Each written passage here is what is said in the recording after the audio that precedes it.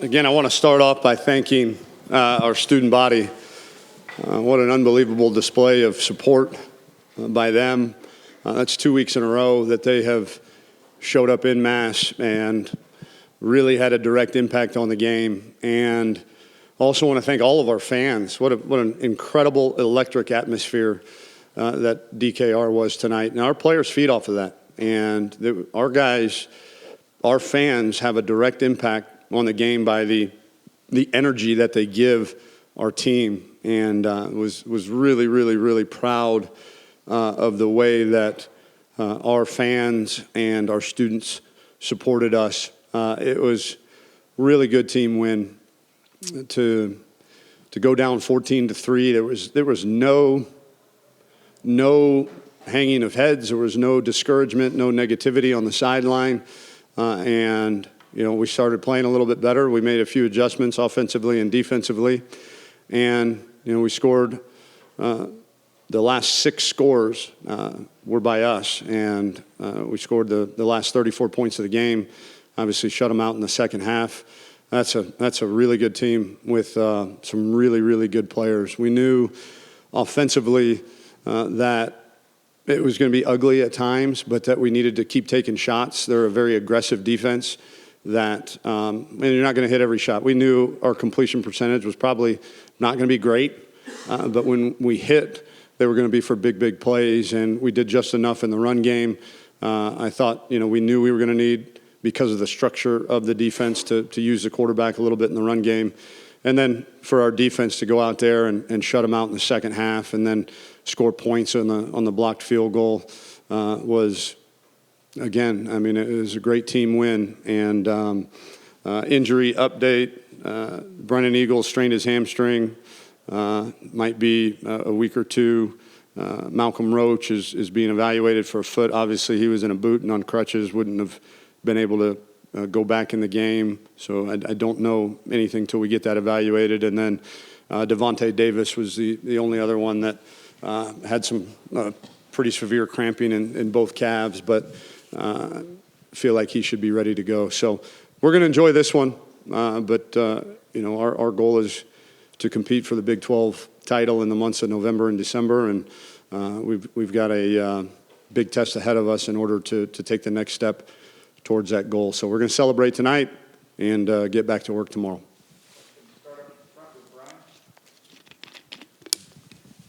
Tom, was this as cathartic as it seems? Say it again. Was this as cathartic as it seems for your program?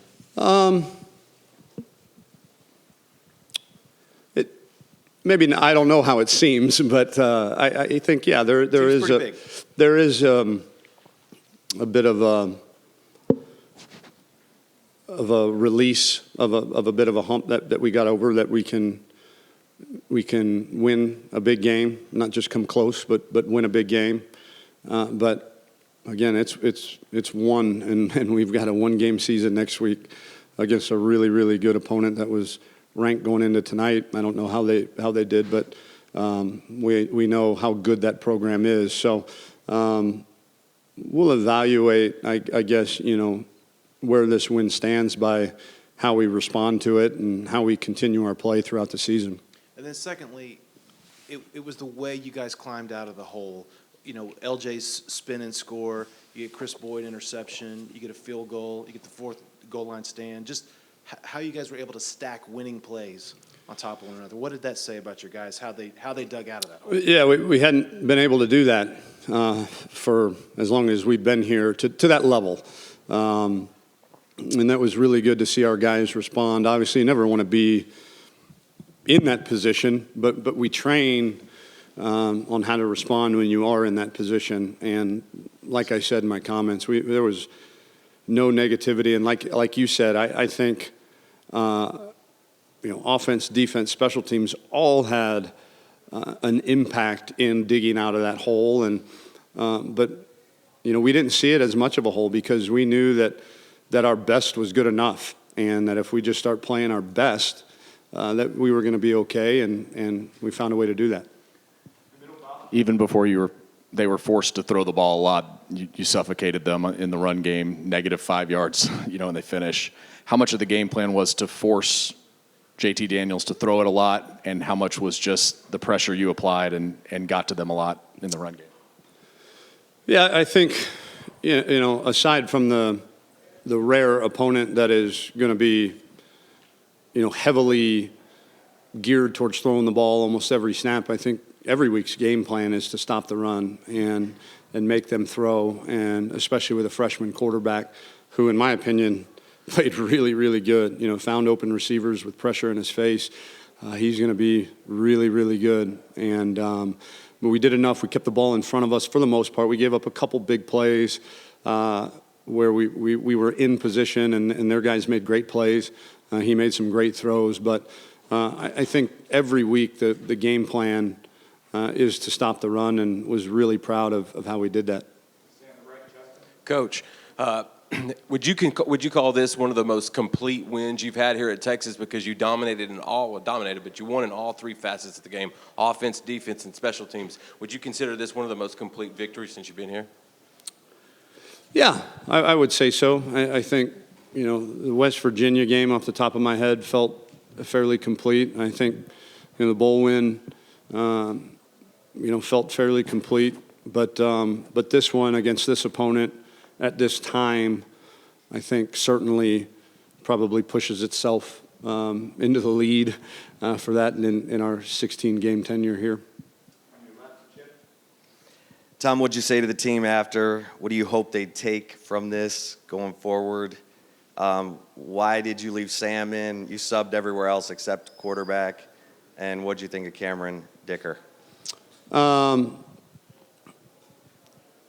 What did I say? I said to the team that, this needs to be the standard, and not just on Saturday night. It needs to be the standard on how we prepared every day this week. And I told them that this is a marathon. This is not a sprint. And we're going to have to bring that same level of energy and preparation each and every week in order to achieve our goals. Left Sam in just because, I don't think you want to throw a cold quarterback in there, in terms of ball handling and all that stuff when you're trying to run the clock.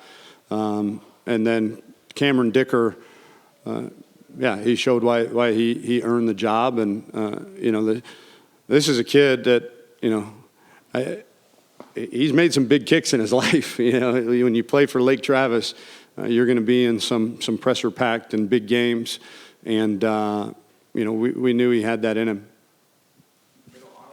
Coach, after the first two games of the season, is this a game that you feel like your team really kind of needed to kind of just maybe get things accelerated a little bit? And was this a kind of performance that you saw or could foresee coming into this game? Yeah, it was the second part of your question. I was really confident in our week's preparation. I was confident in the attitude of our players. I was confident in their confidence that the previous 2 weeks, that we learned from them, and that we were very confident in what we could be. I think any time that deep in your heart that your best is good enough, that's a good feeling. And then it's up to you to prepare. It's up to us coaches to put them in the right position to go out and execute at their best. But we've all been around, or I've been around places where sometimes your best wasn't good enough, and you needed other teams to maybe trip up a little bit here and there to get a win, and that's not the case with these guys. So they're really confident in their abilities. And I forgot the first part of your question. I think they just psychologically, you always need, when you've been kind of up and down, you've been so close for the last year and 3 games in these types of games to go out and win in a complete fashion the way that we did. I think certainly adds to that level of confidence, and I hope that it propels them into this week's preparation, knowing what they're capable of.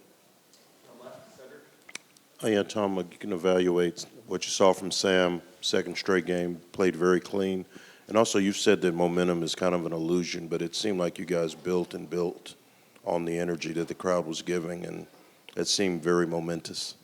Yeah, I thought Sam played really well. There was a couple things here and there that I'm sure he wished he had back, but that, nobody's played the perfect game in the history of football, and so he played the way we needed him to play. He made plays with his legs. He converted on some third downs. He made some big time throws on third down, especially in the second half. We weren't great on third down in the first half, but we picked it up on third down, and a lot was because he made some big time throws and stood in there when he needed to, and stuck to the game plan in terms of taking shots. But yeah, I think energy is certainly palpable, but I think again, momentum is an illusion of control or lack thereof. But energy is a different thing, and our crowd and our fans and our students certainly provided us a ton of energy. Yeah, Tom, do you feel like the team proved anything to itself that it didn't know beforehand? And is this the best feeling you've had as Longhorn head coach? Yeah, the team, again, psychologically, I think definitely that this was a big step for them to realize what they're capable of, not just kind of talk about it and be close to it, but actually realize it and go execute it at a very, very high level against a really good opponent. And is this the best I've felt?